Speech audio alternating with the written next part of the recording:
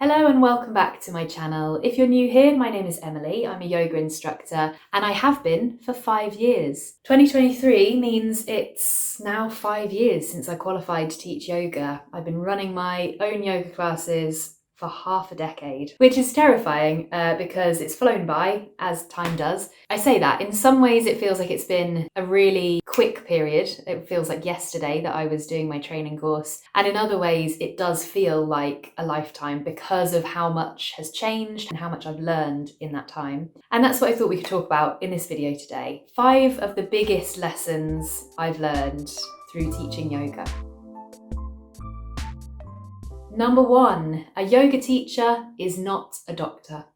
It sounds very obvious, but when I first started teaching, quite often in classes, maybe at the end of the class or the beginning, people would come to me and say, for example, I've been experiencing this pain around my lower leg, and pointing at where it is and sort of explaining to me their symptoms with an expectation that I might be able to give them an answer, whether that's a diagnosis or giving them some stretches or exercises that they can do. And when I first started, I really wanted to give people the answers. And so it makes me cringe to think about it now. I would kind of give out my best guess at what I thought might help them. And now when I look back at that, the reason I say I cringe is because, for one thing, potentially dangerous. I could have been giving advice that wasn't helpful. And secondly, it's just not very professional. What I learned over time is to lay down some good boundaries about what is appropriate for me to be offering people and what is not. Yoga teachers do, within their training, learn about anatomy and physiology, and we do have to learn it to a certain level of depth to be able to teach the postures safely and effectively. So we have to understand how the body works to perform the postures, but that's kind of as far as the training goes. So we're definitely not qualified to be diagnosing people. We're not really qualified to be giving people specific exercises to do to try and treat an injury. That's very much within the remit of a doctor or physiotherapist. So I think that's important to know as a yoga teacher, to remember what you're qualified to be doing and qualified to be helping people with. But it's also interesting, if you are just someone who goes to yoga classes, to remember that your yoga teacher, unless they are actually qualified as, say, a physiotherapist as well, they are probably not qualified enough to be diagnosing you. So you can go and maybe ask for a little bit of guidance on your posture practice through yoga, but anything beyond that is a little bit out of the realm and the remit of what a yoga teacher should be providing.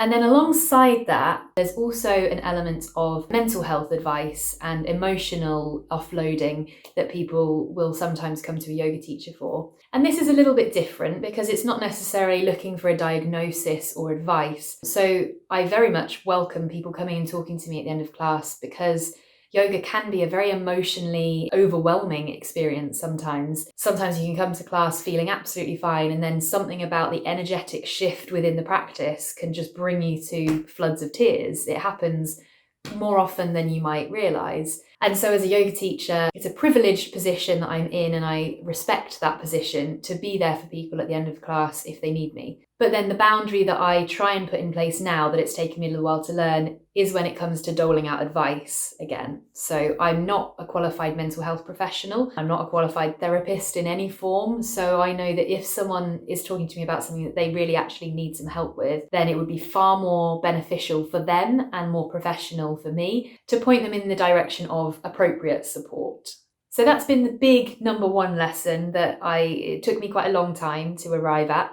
A yoga teacher is not a doctor, is not a therapist. Our role as a yoga teacher is to teach yoga, to teach the postures, the philosophy, the breath work, meditation. And from that, people can take on and find their own answers within it, but it's not our role to be giving out specific advice or diagnosing people for physical ailments. So that's an important one to keep in mind. Lesson number 2 is less serious than number 1, but was a big revelation moment for me. A concentrating face often looks like an angry face. So what I mean by this, when I first started teaching and I would have a group of people in front of me and I was nervous, I would often, at the start of the class, the faces would look quite light and happy and, excited. And then as the class went on, the faces started to get just a bit more kind of serious and angry and maybe a bit frustrated or confused. And I really took it on and sort of felt a little bit paranoid about it. I was like, oh God, are they really hating the class? Am I pissing people off with something that I'm saying? Or what is it that's making everyone look at me in this way through the class? And then even more confusing was at the end of the class, they'd give really wonderful feedback. They'd come back next week and bring their friends. So they'd obviously enjoyed the class. But it took me a worrying amount of time to come to the realization that they're just simply concentrating and focusing and trying to do what I was saying. And the reason that I actually came to the realization was I one day filmed myself doing my yoga practice and I watched it back and I was like, oh, that's the angry, confused face that I see people making in class. I'm making that face. And then it dawned on me that it just means that people are really focused. They're really trying to do what you're saying. So when we're in yoga postures, as you will know if you practice yoga, particularly when it's something that's a bit more challenging, you've got lots of different alignment cues to be thinking about, making sure that your legs are in the right place, your arms, your drishti, making sure you're breathing. There's a lot to be concentrating on, which is the reason why it's such a powerful meditation practice. And so naturally, your face is going to reflect the fact that you are concentrating. So yeah, if there was one thing that I would like to go back 5 years and be able to tell myself before I started teaching, it would be, don't worry about the angry faces. They're just concentrating.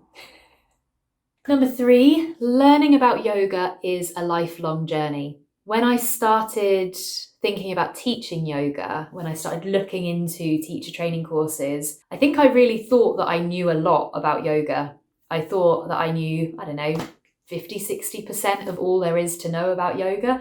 I knew a lot about the postures. I knew a little bit about the philosophy. I'd done a bit of reading. I had no idea that there was so much more to this ancient practice than I was aware of at that time.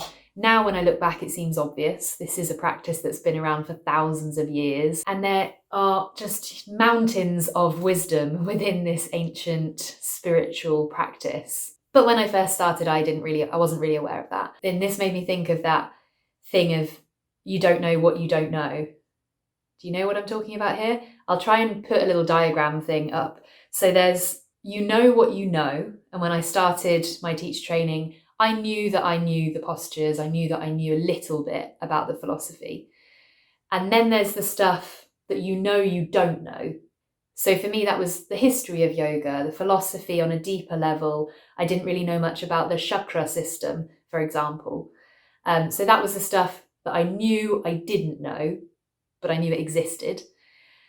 And then there's the stuff that you don't know, and that's usually the huge chunk. So within the practice of yoga, that was things like the gunas, the kleshas, the doshas. There's all these different elements and areas and just concepts that I had no idea even existed. And those are just, again, a little drop in the ocean of all that there actually is. It's not something that you can just pick up, do a course, and then put down and think you're done and you've learned all there is to know about yoga. So it will keep going for as long as you want to learn. Number 4, you can't teach what you don't practice. This is something that my yoga teacher used to say to us when we were doing our yoga teacher training course, and it's always kind of stuck with me.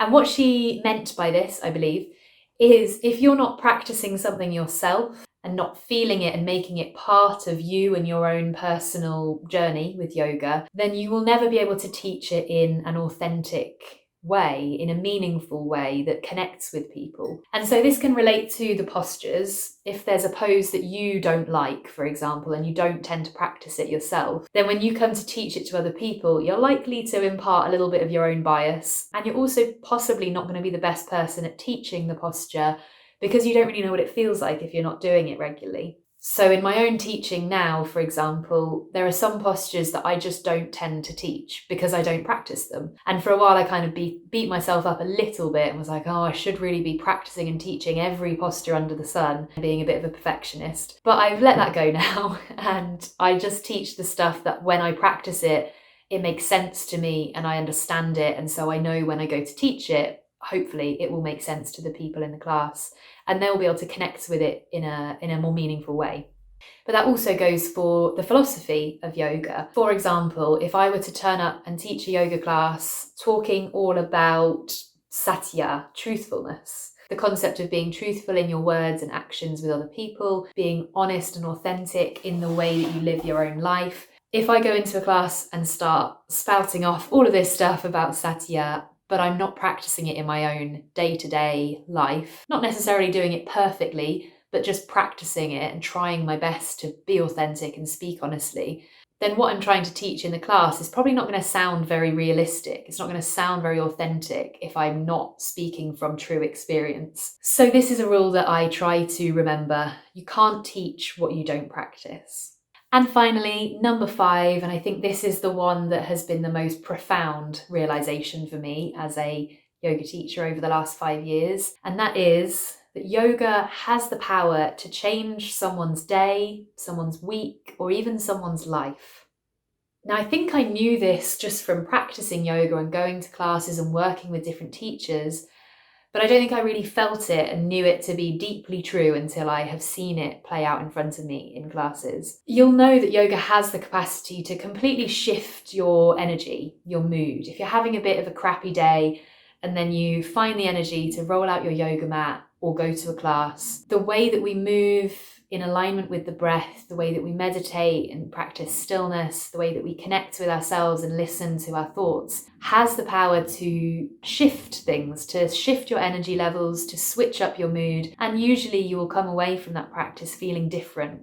Some days it will be a powerful transformation. Other days it might just be a little subtle energy shift, but it does have the power to do that. And it's one of the biggest privileges of being a yoga teacher to see this play out in classes in front of me each week. I often hear people at the end of class, they'll come and talk to me and say, I was having a really crap day, or I was feeling really frazzled and stressed from work. I almost didn't come to the class tonight because I just couldn't face it. But I'm so glad I did. I feel totally different now. I feel so much more at peace and calm, and just it's all of that stuff's gone now. And it's such a wonderful feeling as a yoga teacher to be able to facilitate that. I don't take it personally because I don't think it's me that's doing it. That would be a bit of an ego trip if I thought that I had the power to do that. But it's the practice, it's yoga. And even more profound and even more powerful is when it changes someone's life. And this again has happened in classes fairly recently for me actually, where someone has come to me and said, I have been battling with a certain issue with my mental health for years. And since starting practicing yoga, coming to classes with you and practicing on my own and going to other classes, it's changed my mental health enormously. And it's just completely shifted the way that I see myself and see the world, which is just a phenomenal thing to hear from someone. I'll never stop being grateful for this being my job. So I'll end there on a particularly high note. Thank you for joining me, for watching these videos, for joining in my yoga practices over the last 5 years. Here's to many, many more. If you enjoyed this video, please remember to leave me a comment below, let me know what else you would like to see on this channel, and subscribe if you'd like to see more videos like this going forward. Thank you again for watching. I will see you soon.